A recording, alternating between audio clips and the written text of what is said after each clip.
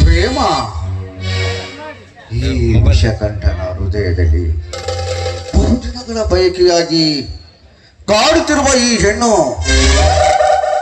ಈ ಹಾದಿಯ ಮೇಲೆ ಭೇಟಿಯಾಗುತ್ತಾಳೆ ಅಂತ ನಾನು ಕನಸು ಮನಸ್ಸಿನಲ್ಲಿಯೋ ಅಂದುಕೊಂಡಿರಲಿಲ್ಲ.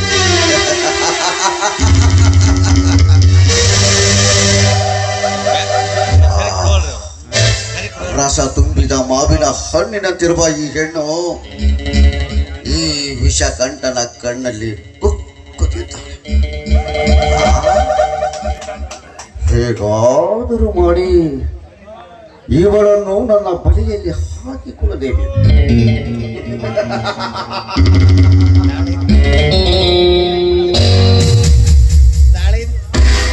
ಪ್ರತಿಯಾಗಿ ನನ್ನೊಂದಿಗೆ ಸರಸ ಸಲ್ಲಾಪ ಮಾಡಿದರೆ ಒಳ್ಳೆಯ, ಇಲ್ಲವಾದರೆ ರಾಕ್ಷಸನ ಅವತಾರ ತೋಳಿ ಇವಳ ಶೀಲ ಹರಡ ಮಾಡುವುದಕ್ಕೂ ಹೆಸುವನಲ್ಲ ಈ ವಿಷಕಂಠ.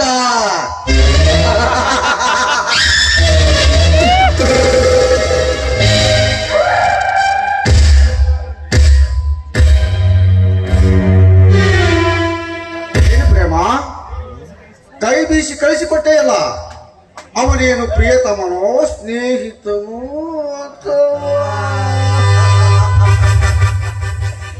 ಏ ವಿಷಕಂಠ, ನಾಲ್ಗೆ ಹಿಡಿದು ಮಾತಾಡು. ಹಾದಿಯಲ್ಲಿ ಹೋಗ್ತಿರೋ ಹೆಣ್ಣು ಮಕ್ಕಳನ್ನ ತಡೆದು ಈ ರೀತಿ ಮಾತನಾಡ್ತಿದ್ಯಲ್ಲ, ನೀನೇನು ಮನುಷ್ಯನೋ ಇಲ್ಲ ಮೃಗನೋ? ಅನಾಥೆಯಾದರೂ ಅಡ್ಡಿಲ್ಲವೇ? ತುಂಬಾ ಅಂದವಾಗಿಯೇ ಮಾತನಾಡ್ತಿರುವೆಲ್ಲ. ನಿನ್ನ ಮಾತಿನಲ್ಲಿ ಧೈರ್ಯ ತುಂಬಿಕೊಂಡಿದೆ ಅಲ್ವೇ?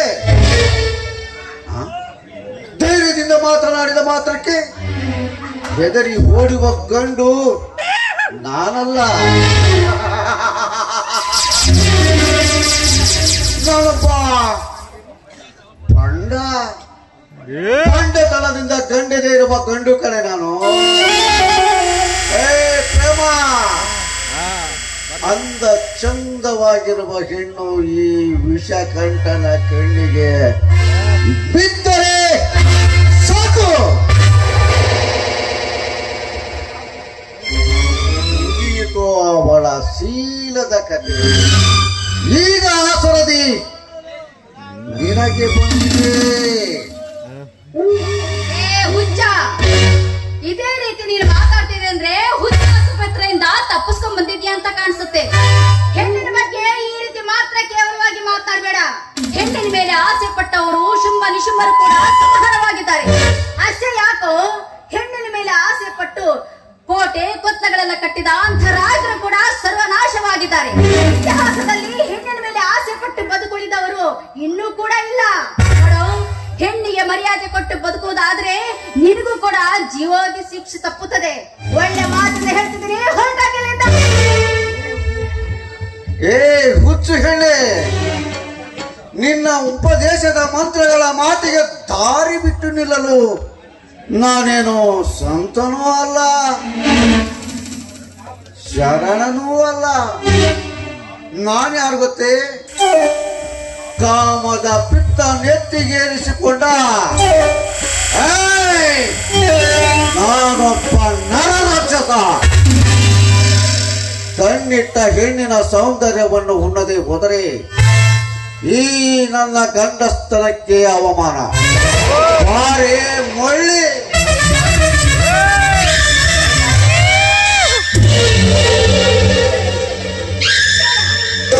ಬಂದಾಗ್ಲೇ ಅನ್ಕೊಂಡೆ ನೀನೊಬ್ಬ ಕೆಟ್ಟ ಮನುಷ್ಯ ಅಂತ. ನನ್ನಂತ ಮಾನವೀಯರ ಮಾನ ಕಳೆದು ನೀನು ಪಾಪ ಕಾರ್ಯಕ್ಕೆ ಮಾತ್ರ ಕೈ ಹಾಕಬೇಡ, ಪಾಪ ಕಟ್ಕೋಬೇಡ. ಪಾಪ ಪುಣ್ಯಗಳ ಮಾತು ಪುರಾಣ ಹೇಳುವವರ ಮಠದಲ್ಲಿ ಕೇಳಬೇಕು ಅಷ್ಟೇ. ಇಲ್ಲಲ್ಲ, ಇದು ನಿಸರ್ಗ. ಇಲ್ಲಿ ಪಾಪದ ಕೃತ್ಯಗಳೇ ಜಾಸ್ತಿ. ನೋಡು ಪ್ರೇಮ, ನಾವಿಬ್ಬರು ಸೇರಿ ಮುತ್ತಾಡಿದಾಗಲೇ ಸ್ವರ್ಗದ ಸುಖ. ಬೇಡ, ಯಜಮಾನನಿಗೆ ಆಸೆ ಪಟ್ಟು ನರಕ ಕುಂಡಲದಲ್ಲಿ ನಿನ್ನ ಹಾಸಿಗೆ ಹಾಸಬೇಡ. ಅಂತ ಪಾಪ ಪುಣ್ಯವನ್ನು ಮಾತ್ರ ಬಿಟ್ಟು ಹೋಗ್ಬೇಡ. ನಿನಗೆ ನರಕವೇ ಗತಿ. ಬುದ್ಧಿ ಹೇಳಿ, ನಾನು ಅನುಭವಿಸುವುದು ನರಕವಲ್ಲ, ಸ್ವರ್ಗ. ಸ್ವರ್ಗ ಸುಖ. ಭಾರತೀಯೇ ಬಾರೇ ಬಾ.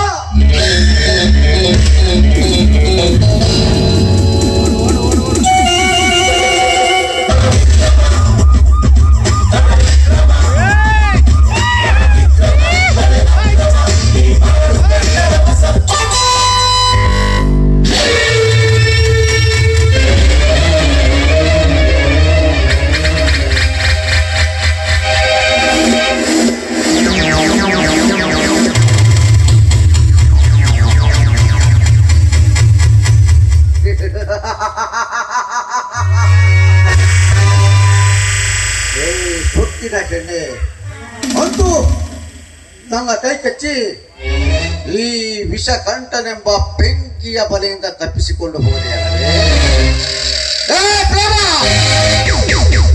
ನೋಡುತ್ತಿರೋ, ಒಂದಲ್ಲ ಒಂದು ದಿವಸ ಸಮಯ ಸಾಧಿಸಿ ರಣಹದ್ದಾಗಿ ಬಂದು ನಿನ್ನ ಶೀಲವನ್ನು ಹರಿದು ತಿನ್ನಲು ಹೋದರೆ